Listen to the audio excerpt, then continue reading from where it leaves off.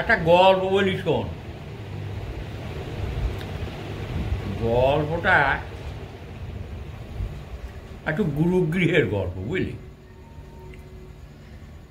এই একটা ছেলে ওই ব্রহ্মচর্য পালন করতে গুরুগৃহে ছিল। তা আগেকার দিনে তো সেই চতুরাশ্রম ছিল, ব্রহ্মচর্য, গারস্থ, বানপ্রস্থ, সন্ন্যাস। হ্যাঁ, তো ওই ব্রহ্মচর্য পালন করতে গুরুগৃহে অনেকগুলো দিন থাকলো। এবারে তার গারস্থ জীবনে ঢুকতে হতো। তবে গুরুদেব বললো, বাবা তোমাকে তো অনেকদিন রাখলাম, আজ তোমার পাঠ শেষ হলো, তো তোমাকে এবার বাড়ি যেতে হবে। হ্যাঁ, অনেক কিছু বললাম, অনেক কিছু শিখলে, অনেক কিছু জানলে, এবার তুমি বাড়ি যাও বাবা মায়ের কাছে। এবারে বাড়ি আসবে, বলে কবে যেতে হবে গুরুদেব? বললো কাল সকালে যাবে। তো বেশ, তাই সকালবেলা চান টান করে পুজো পাঠ টানিক সেরে এবারে বাড়ি যাবে। তো গুরুদেবকে প্রণাম করতে গেল। গুরুদেবকে প্রণাম করলো, বলে বাবা তাহলে আমি আজকে আসছি। আবার বলে হ্যাঁ বাবা, মাঝে মাঝে আসবি, হ্যাঁ দেখা করে যাবি, আর বাবা মাকে ভক্তি শ্রদ্ধা করবি, তোমাকে তো সবই শেখানো আছে, সে মতো চলো। আর আজকের দিনে তুমি চলে যাচ্ছ, তো তোমাকে তো একটা কিছু দিই বলে ওই একটা ওই কুলুঙ্গি থেকে একটা আয়না নিয়ে ছেলেকে দিল। বলে বাবা এই আয়নাটা সঙ্গে রাখ, কাজে লাগবে। ছেলেটি আয়নাটা কপালে ঠেকিয়ে সে তার ঝোলায় রাখল। তারপর আসছে, আস্তে আস্তে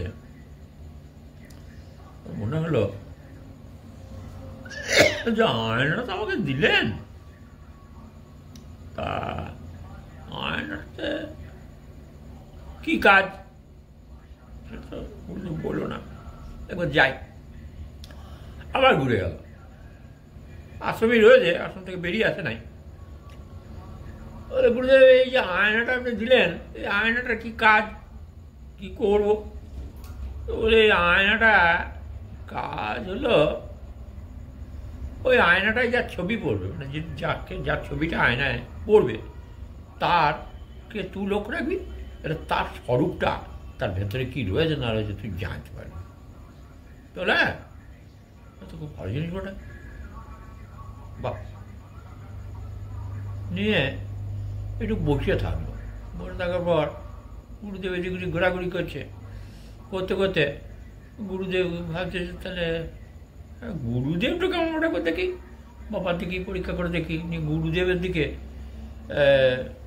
আয়নাটা দৌড়ল, গুরুদেবের ছবিটা পড়ল।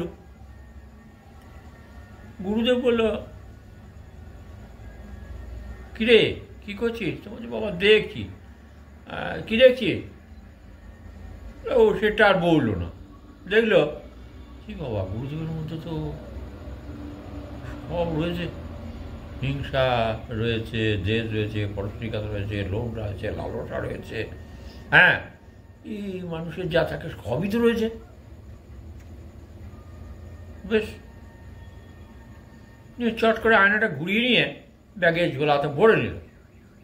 মনে মনে ভাবলো, তাই তো এতদিন গুরুদেবের কাছে থাকলাম, এই গুরুদেবের মধ্যে এই সব জিনিসগুলোই তো রয়েছে, কোনটা তো না থাকা নাই। তাহলে যাই হোক, আশ্রম থেকে তো বিদায় নিতে হবে, এই মনে করে আশ্রম থেকে বিদায় নিয়ে সে চলে এলো। রাস্তায় আসছে, আস্তে আস্তে মাঝ পথে যখন গ্রাম ঢুকবো তখন তার এক বন্ধুর সঙ্গে দেখা। তো সে বন্ধুটা বলছে, কে? দাঁড়া দাঁড়া দাঁড়া। দুজনের মুখোমুখি হলো, দাঁড়ালো। বন্ধুটা কেমন বটে, তখন আয়নাটা বার করে বন্ধুর দিকে, ওর মাথায় রয়েছে আয়নাটাতে বন্ধুকে দেখবে, ভালো করে চিনবে। তখন আয়নাটাতে দেখছে বন্ধুর ছবিটা যখন পড়েছে, ও তাকিয়ে দেখছে, রে বাবা, এই বন্ধুটা আমার কত উপকার করেছে, কত সময় কত মেলামেশা করেছি, একসঙ্গে খেয়েছি, একসঙ্গে থেকেছি, পড়াশোনা করেছি। হ্যাঁ, তো এর মধ্যে এত কিছু, সে এই বন্ধুটা তো ভালো নয়। ওদিকে দেখলাম গুরুদেবও ভালো নয়, বন্ধুটাও ভালো নয়। এই কীরকম মাথাটা যেন চিন্তা ধরে গেল। তো ও বাড়িতে গেল, বাবা মাকে প্রণাম করলো আর করলো। দেখি তাহলে আমার বাবা তো আমাকে ছোটো থেকে ভালোবাসে, মানুষ করেছে, গুরুগৃহে পাঠিয়েছে। আমার বাবা তো খুব সজ্জন, বাবা খুব জ্ঞানী, বাবা তো ঈশ্বর ভক্ত লোক। তো দেখি বাবার মধ্যে কী রয়েছে। যে বাবার দিকে যে আয়নাটা ধরেছে, দেখছি বাবার মধ্যেও সব কিছুই রয়েছে। এই বাবা লোভ লালসা, এই কামক্রোধ মোহ মাৎসর্য সবই রয়েছে। হ্যাঁ, তাহলে আয়নাটা আবার চট করে ঘুরিয়ে নিল। রে কি, মাকে একবার দেখি, মা রান্নাঘরে ছিল, মায়ের কাছে গেল, নিয়ে বলে, মা, মায়ের ছবিটা আয়নাতে পড়লো। সে মায়ের মধ্যেও তো এই অনেক দুষ্টু বুদ্ধি রয়েছে। আবার আয়নাটা ঘুরিয়ে নিয়ে ব্যাগে ভরে নিল। ব্যাগে ভরে নেওয়ার পর সেই দিনটা কোনো রকম গেল। রাত এলো, রাত্রিবেলা শুয়ে চিন্তা করছে যে এই এত কিছু, বাবাও খারাপ, মাও খারাপ, বন্ধুটাও খারাপ, গুরুদেব যার কাছে যতদিন কাটালাম তিনিও খারাপ, নানা রকম 7-5 চিন্তা করছে। গুরুদেব কত কি বলতেন, সব তো মিথ্যা মনে হচ্ছে। এই আয়নাটাই যত নষ্টের গোড়া, যা আয়নাটাকে ফেরত দিয়া, এই মনে করি আয়নাটাকে নিয়ে আবার তারপর দিন গুরুগৃহে এসে হাজির। গুরুদেব প্রণাম। হ্যাঁ, এলি বাবা, এই আয়নাটা আমাকে কাল সারা রাত ঘুমোতে দেয়নি। এই আয়নাটা নিয়ে আমি যাকেই দেখি সেই দেখি খারাপ, তার মধ্যে সব বদমাইশি গুণ এসে আনতেন সব রয়েছে, এমনকি আপনার মধ্যেও রয়েছে দেখলাম। ধুর খেপা,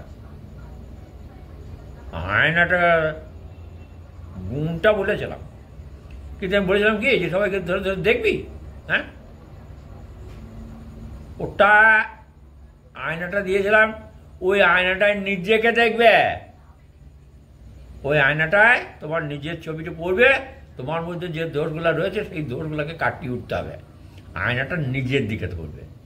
হ্যাঁ, দোষ তো সব জিনিসগুলি তো থাকে রে বাবা, সবার মধ্যেই সব জিনিসই থাকে। তাই এতদিন যে শেখালাম, কি শিখলি? এটা সংযম। হ্যাঁ, এই সংযমটা হলো আসল। হ্যাঁ, লোভ আছে, লোভটাকে বিপরীত দিকে নিয়ে যেতে হবে। হ্যাঁ, আর লোভটা আলমারির ভেতরে রসগোল্লা রয়েছে, সেই রসগোল্লাটা দেখে তাকিয়ে তাকিয়ে যদি খেলি ভাবি একটু পেলে হয়, একটু পেলে হয়, একটু পেলে হয়, তাহলে হবে? তাহলে তো লোভটা বাড়বে। তো রসগোল্লাটার দিকে না থাকে, ওই লোভটাকে সম্বরণ করতে হবে। এই হলো কাজ। এমনি করে একটা থেকে একটা জায়গায় পেঁচিয়ে রাখতে হবে, এইভাবে মনটাকে ঘুরিয়ে রাখতে হবে, বিপরীত দিকে মুখ করতে হবে। যেটা আকর্ষণ করছে তোমাকে, হ্যাঁ, সেখান থেকে নিজেকে মনটাকে ঘুরিয়ে নিতে হবে। আর যেটা তোমার দরকার, পছন্দ, হ্যাঁ, যেটা তুমি চাও, সেটার দিকে আমি ঘোরাতে বলছি না। এভাবে নিজেকে শুদ্ধ হতে হবে, স্বচ্ছ হতে হবে, পবিত্র হতে হবে। হ্যাঁ, কাম, ক্রোধ, লোভ, লালসা, মদ, মাৎসর্য এগুলোকে দমিয়ে রাখতে হবে। সবার মধ্যেই তো সব আছে। হ্যাঁ, এই জন্য আয়নাটা, তুমি নিজের দিকে তাকিয়ে দেখো, আয়নাটা ধরো, দেখো আয়নাটা দেখো, তখন সে দেখছে যে হ্যাঁ, আমার মধ্যেও তো সব কিছুই রয়েছে, আমি এতদিন যে শিখলাম তো কোনোটাই তো যায় নাই, সবই যাচ্ছে, একটা সবই রয়েছে। তখন তার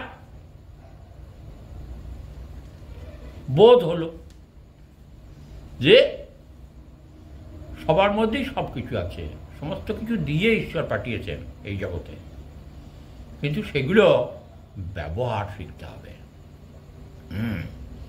যে জায়গায় যেটা দরকার সেটাকে ঠিক ঠিক জায়গায় ঠিক ঠিক ব্যবহার করতে হবে। হ্যাঁ, হয়তো লোভ লালসা করলে হবে?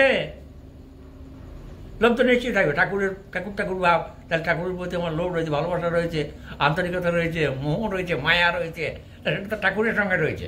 তাহলে ঠাকুর ছেড়ে গিয়ে রয়েছে, তাহলে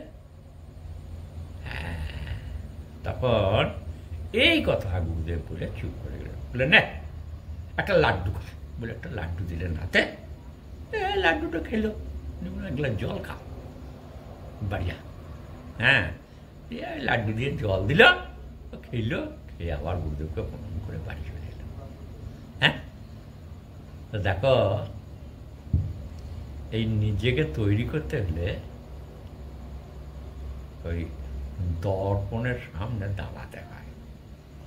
তাই গুরুদেবটাও ওটা একটা দর্পণ, তোমাকে দেখে তোমার ভেতরে কি আছে না আছে বুঝতে পারে, আর বুঝতে পারে যখন, তখন তোমাকে সেই জায়গাতে তিনি রক্ষা করেন আর তোমাকে ঠিক মতো করে মনের মতো করে তৈরি করেন।